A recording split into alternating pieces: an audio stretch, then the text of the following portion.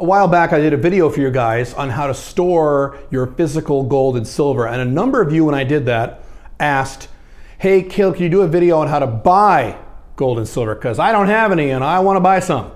So this is it. This is a video on exactly how I purchase my gold and silver. I'll show you how to do it step by step. This is something I know a little bit about. I've been doing this for many, many years. I've made a lot of money in gold in particular and some in silver too. And I'll show you exactly how to do it and avoid the pitfalls of what guys do wrong. And at the end of the video, I will give you the absolute best way to buy and transport gold across international borders for the maximum amount of privacy and security when you do that. No one ever talks about that. I'm Caleb Jones. This is Alpha Male 2.0. And I make a location-independent international six-figure income while dating multiple attractive women, and I show men like you how to do the same thing because it's fucking awesome. And a component of that is once you make your decent amount of money, you need to put it somewhere, and in an inflationary environment where we have psychotic politicians like Biden, Trump, Obama, Bush, and the non-American versions, and all the voters who love to vote for people like Biden, Trump, Obama, and Bush, who crank up the spending and print up trillions of dollars. That means money is going to be worth less, but that means commodities, specifically precious metals like gold and silver, are going to do well. And they have. So if you bought gold back when I bought my gold, you're very happy right now, because I am. I'm really happy. Silver too. It's great. I bought a big mountain of silver just talked about this a year and a half ago, 2 years ago, big mountain of silver. That silver is worth a lot more money today than when I paid for it, and it's a good thing. So, how do you buy gold and silver? As a matter of fact, what I've got here in these videos, sometimes you see that right there? See if I can grab it without losing focus on the camera. This right here. This is, if you recognize this, if you know what this is, you're a total nerd, and congratulations. So this is the key to Smaug's treasure. This is the key the dwarves used in the movie The Hobbit movies, to unlock the secret door in the side of the building to get access to Smaug's hoard. This is the key. I got this in New Zealand many years ago, and I leave this on my desk. I like to keep a clear desk for productivity purposes, but I keep this on my desk to remind me that I have the key to the treasure hoard already. I already have it, both in my actions and in reality. It's a prosperity thing. It's a motivational thing. And so every time I see this, I think of my gold and I think of all the future gold that I'm going to buy. Gold and silver too, because silver is good too. Gold is a little different in terms of investments as silver, and it serves a different purpose. This is not a video on the difference between gold and silver, but this is a video on how to buy both gold and silver. First off, before we get in the details, this video is about how to buy physical gold, which is what I recommend. And by the way, I am not an investment expert or a financial planner. Please do not consider this financial advice, and please consult with a qualified financial professional in your area before making any investment decisions. Okay, so I'm talking here about buying physical gold, not buying paper gold or gold ETFs. Gold ETFs are, for the most part, mining stocks. Those are stocks in mining companies that have gold mines, literal gold mines. They're usually not reflective of the actual value of gold. And so when you buy gold ETFs and paper gold, it's whatever happens with gold 10x. So if gold drops, you will lose all of your money in these mining stocks. If gold goes way up, you'll make 10x on your money. So they're much more risky and they're much more speculative. It is a very complicated topic that I will not discuss publicly. If you want more details on that, you should join one of my coaching programs. But in terms of this video, this is buying physical gold coins or bars or ingots, I'll talk about that in a second, that you physically own. I'm not talking about anything else, which is, by the way, the best way you should own gold, by far. Particularly when we are in the middle of civilizational Western collapse, the last thing you want is $1 bazillion in a bunch of stocks in American or Western countries that are basically mining stocks of mining companies, which have a tendency to be a little crazy. That's not where you want to hoard your cash. Not a good place. So, first aspect of this is I strongly recommend that you buy your gold coins from a local gold dealer in person, that you do not buy them over the internet. Now, you can buy them over the internet. Sometimes you can get good deals buying things over the internet. If you really want to buy gold coins over the internet, you may. Go ahead, it's your life. I personally don't. Because one of the beauties of gold and precious metals is that there's much less of a paper trail. So if you take cash out of your savings account or your bank account and you'd walk that cash down to a coin dealer and buy gold, there's no real paper trail of you purchasing that gold. Unless you purchase more than $10,000, I'll cover that in a second, and you're an American. So I like to not have a paper trail when I buy my gold, so I buy my gold in person from local gold dealers. I do not buy it online. In a world where we are in a collapsing Western society and when more and more governments are embracing authoritarianism, buying gold over the internet when there's a paper trail just doesn't make a lot of sense to me. Now that might be a 2% rule thing, that's possible, but I like 100% security when I buy my gold. That's one of the reasons you buy gold as a hedge, as an inflation hedge, and therefore I prefer to buy it in person. My personal preference, I strongly recommend you do the same thing. By the way, if you're in the United States and you think you're free because you live in the United States, well, at least I'm in the United States where I'm still free. You need to watch that video right there. Click that right there for you Americans who think you're free by living in the United States. I give you the actual stats and statistics on how unfree you are by being an American living in the United States. If you think you're free by living in the US, you are wrong. And let me give an example of that. If you're an American and you buy more than $10,000 of gold coins or anything, really any precious metals in a given calendar year from the same gold store, they're going to make you file a form with the IRS declaring that you bought all this crap from them. So if you don't want to do that, you would buy less than $10,000 per purchase at your local coin dealer. I believe, you don't quote me on this, but I think it's okay to buy $9,999 from one gold dealer and then buy another $9,999 from another gold dealer. So if you have that kind of money, just be aware of that. Unless you don't care, unless you don't mind filing that form, that's fine. You have $25,000 in cash and you want to buy gold right now or silver and you just want to get it over with, just be aware of that if you are unlucky enough to be an unfree American. Okay, next step to this is you need to find a coin dealer in your local area that has been in business for at least 15 years. 15 years. More than that is better, 20, 25, but 15 is kind of the number that I use. If that guy's been in town and been in business for 15 years and been selling gold and silver to people in the local economy, in the local neighborhoods for 15 plus years, he's probably not a scam artist. He probably really is selling the real deal. So that's what I would look for. As a matter of fact, that's the number one thing I look for when I look for coin dealers who have been around a while. If it's some guy who just opened up his business 2, 3, 4 years ago, I wouldn't go there. Maybe if it's a chain, maybe you could do that, but other than that, I wouldn't do it. I would look for, I like the hole in the wall, little tiny crappy places that have been there for like 25 years and sold gold coins. I love those places. Those are fun. That's where I usually buy my gold. But that's what you want to do. That's how you select your coin dealer locally to buy your gold or silver from. Next thing is you want to buy, speaking in general, especially if you're a newbie at this or if you're a relative beginner or intermediate, you want to buy gold coins, not gold bars or gold ingots. And that includes silver bars or silver ingots. Now here's why that's the case. Silver bars are pretty cool. I almost bought a bunch a while back. But here's the problem. If you buy a silver bar, okay, whatever that is, 100 ounces or whatever, and later you want to liquidate that. So let's say silver goes from $27 to like $55 and you want to cash out. And you go down to your local coin dealer and you drop this big bar of silver on his desk and go clunk. And you say, give me my $25,000 or whatever it is. He'll look at it and go, what the hell is this? How do I know this is silver? I don't know what this is. So what he'll have to do is assay the damn thing. He'll maybe have to drill a hole in it. He'll have to run a bunch of tests on it, maybe chemical tests, to make sure the whole thing is actually silver and not a piece of lead painted with silver or what have you. He's going to go through all that unless he's very aware of where you got the gold bars.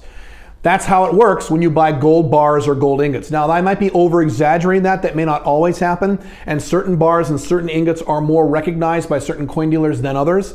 But if you buy gold coins, they're much more liquid. You can sell them much more quickly and cash in much more quickly than if you have ingots or bars. I'm not saying there's never a time to get ingots or bars. I'm not saying that. But if you're relatively new at this, you should stick with gold coins and or silver coins. We'll talk about that in a second.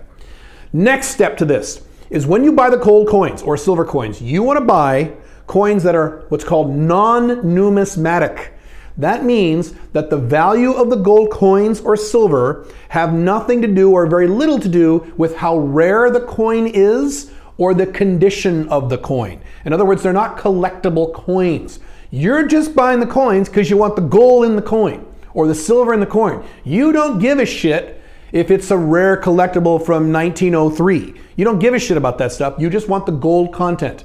So it doesn't really matter in terms of numismatic value, and these are the least expensive coins you can get. And what I mean by that is gold has what's called a spot price, so does silver. And that's the price of gold per ounce across the world. And so every coin dealer will add a premium onto that. And if it's a numismatic coin, he's going to add a huge premium, which means it's going to be much more expensive, which is kind of stupid unless you're a professional coin collector. Now, if you're a professional coin collector and you really know this industry and you've been doing this for 20 years, then do whatever you want. But if you're a brand new guy who just wants the gold like me, I don't care about coins. I just want the gold. You want non-numismatic coins. Now, the best, or at least the safest, non-numismatic coins to buy in terms of gold are the 1 ounce recognized gold coins, the standard 1 ounce coins. There's a few of them. American Eagles is one type. Canadian Maple Leafs is another type. Let's see, South African Cougarans is another one. China has a Panda coin.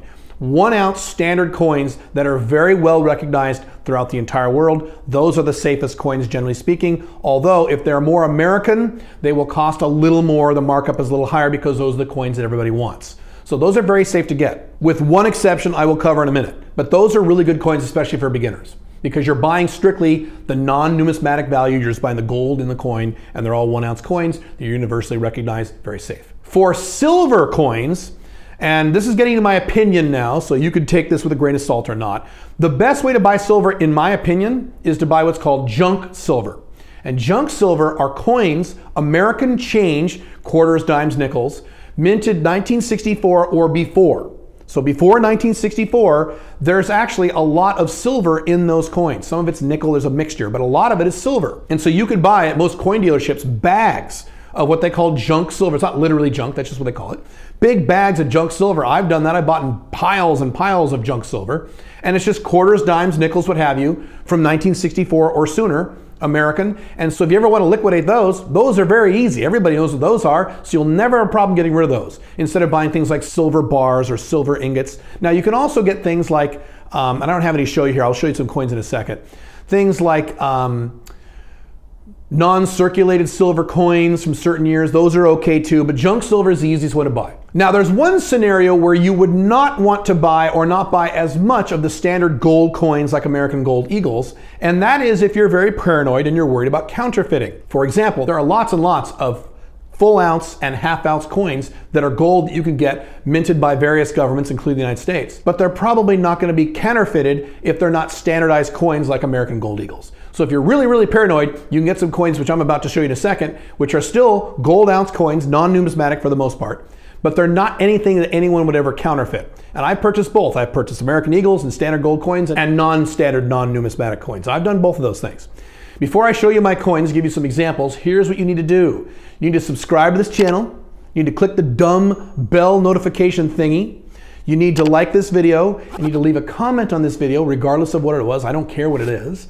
And the more traffic I'll get to these videos, the more of this content I will do. So you like this content, you should do those things so you can get more of this content, and it's free. It's kind of nice. All right, so let me show you what I've got here.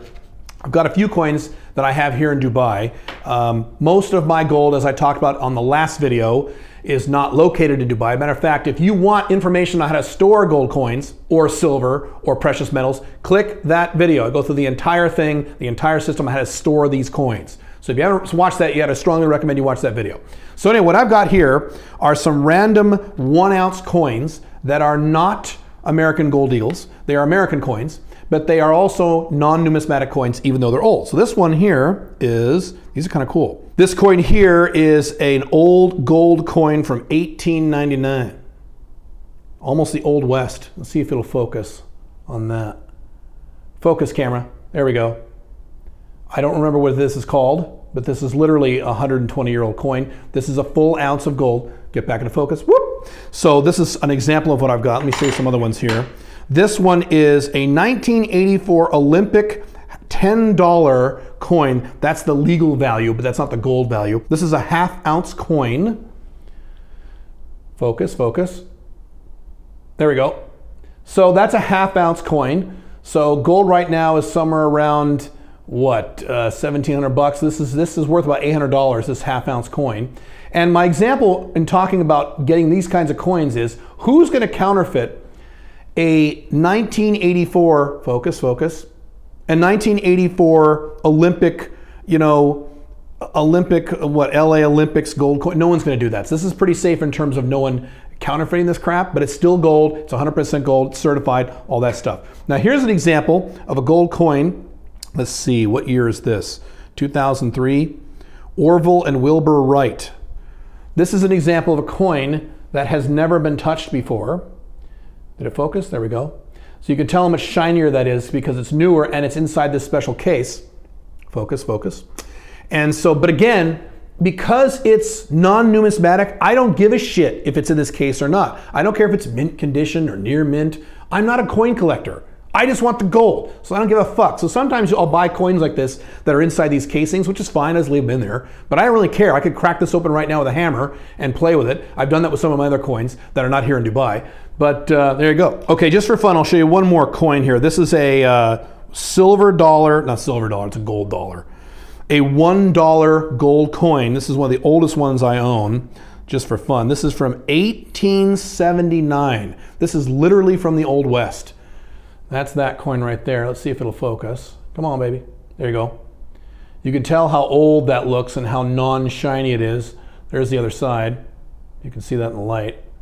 So this is pretty cool. Now, despite the fact this thing is, what, 150, 180, no, 160 some odd years old, it doesn't have very much numismatic value, A, because I'm touching it, so it's not in very well condition, and it's just not a valuable coin, outside of the fact that it's a full ounce of gold, so it's worth a lot of money. Again, I don't care, I just want the coins. So these are examples of coins you can buy that have no numismatic value, but are also not gold American Eagles that no one would probably counterfeit, yet I could get rid of these coins in terms of selling them pretty quickly. It wouldn't be a big problem.